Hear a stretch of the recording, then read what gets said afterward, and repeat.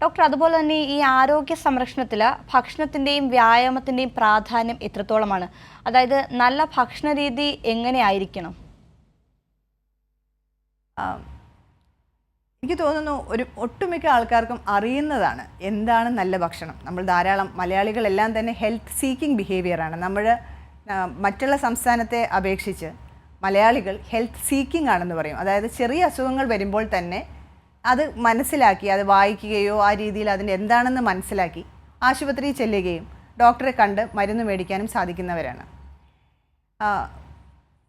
നമ്മുടെ literature evidence ആണല്ലോ പറയുന്നത്. ഇപ്പോൾ എല്ലാത്തിൻ്റെയും ഒരു കണക്ക് വെച്ച് നോക്കുകയാണെങ്കിൽ ഏറ്റവും നല്ല ഭക്ഷണം എന്ന് പറയുന്നത് വായിക്ക് രുചിയുള്ള ഭക്ഷണമല്ല, മറിച്ച് പ്രോട്ടീൻ കണ്ടൻറ്റ് കൂടുതലും കാർബോഹൈഡ്രേറ്റ്, ഫാറ്റ്, ഇതെല്ലാം കൊഴുപ്പ് കുറഞ്ഞ ആഹാരം.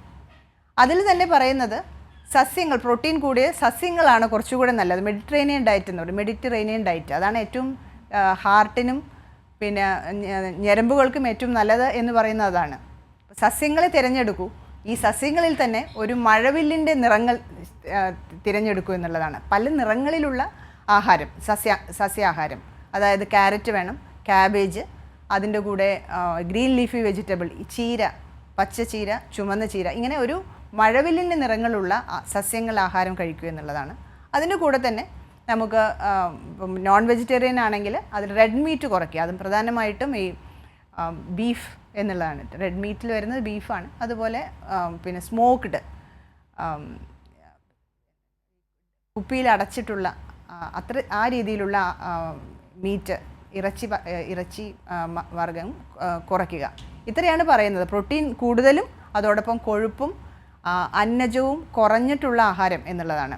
പക്ഷേ നമ്മൾ അത് തന്നെ വീട്ടിൽ വെച്ച് കഴിക്കാനായിട്ട് കൂടുതൽ ശ്രദ്ധിക്കുക. ഇത് വെളിയിൽ പോയിട്ട് നമ്മൾ ഈ ജങ്ക് ഫുഡ്, ബേക്കറികളിൽ നിന്നും എല്ലാം വാങ്ങുന്ന ജങ്ക് ഫുഡ്, അതുപോലെ തന്നെ ഈ എയറേറ്റഡ് ഡ്രിങ്ക്സ്, കൊക്കക്കോള അതുപോലത്തെയുള്ള എയറേറ്റഡ് ഡ്രിങ്ക്സ് നമ്മൾ വാങ്ങുന്നതെല്ലാം വളരെ ആരോഗ്യത്തിന് വളരെ ഹാനികരമാണ്.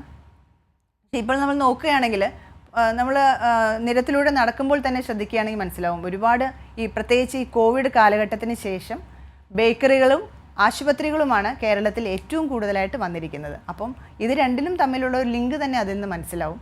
അപ്പോൾ പറ്റുന്നിടത്തോളം വീട്ടിലുള്ള ആഹാരം തന്നെ കഴിക്കുക. അത് തന്നെ പ്രോട്ടീൻ കൂടുതലുള്ള ആഹാരം, പറഞ്ഞ ഇലക്കറികൾ, അതുപോലെ മുളപ്പിച്ച ധാന്യങ്ങൾ എന്നുള്ളത് കൂടുതലായിട്ട് ആഹാരത്തിൽ ഉൾപ്പെടുത്താൻ ശ്രമിക്കണം.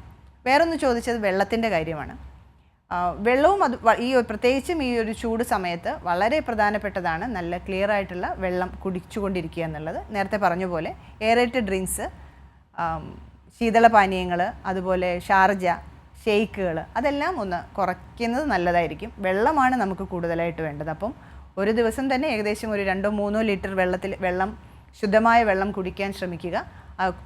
വെള്ളം ആരോഗ്യത്തോടൊപ്പം തന്നെ നമ്മുടെ സ്കിന്ന്, നമ്മുടെ ത്വക്കിൻ്റെ പ്രകാശം കൂട്ടാനും നമുക്കൊരു കൂടുതലായിട്ട് ഒരു പോസിറ്റിവിറ്റി തരാനും ഈ ശുദ്ധമായ വെള്ളം കുടിക്കുന്നത് സഹായിക്കും.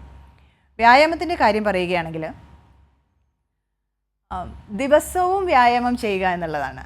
ഈ വ്യായാമം ചെയ്യാനായിട്ട് നമ്മളിപ്പോൾ പ്രത്യേകിച്ച് ഒരു സമയം നോക്കുകയോ അല്ലെങ്കിൽ ഒരു ജിമ്മിലേക്ക് പോയി കാശ് ചിലവാക്കുക, അതിൻ്റെ ഒന്നും തന്നെ ആവശ്യമില്ല. വീട്ടിൽ തന്നെ നമുക്ക് ഹോബികളുണ്ടെങ്കിൽ അതിനെ ഉണ്ടാക്കാം, കുറച്ചുകൂടി നന്നാക്കി എടുക്കാം. അതായത് വീട്ടിനകത്ത് ഇപ്പോൾ നമുക്കൊരു കായിക വ്യായാമം അല്ലെങ്കിൽ നടക്കാൻ സ്ഥലമില്ല എന്നുള്ളതെങ്കിൽ ചെറിയ മുറ്റമുണ്ടെങ്കിൽ പോലും അതിനകത്ത് നമുക്കൊരു ചെറിയ ഒരു പൂന്തോട്ടം ഉണ്ടാക്കാം.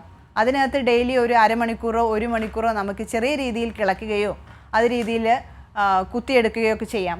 അതും ഒരു മനസ്സിന് ഒരു ഉന്മേഷം തരുന്നതോടൊപ്പം തന്നെ ഒരു ചെറിയ രീതിയിലുള്ള ഒരു കായിക വ്യായാമമാവുകയും ചെയ്യും.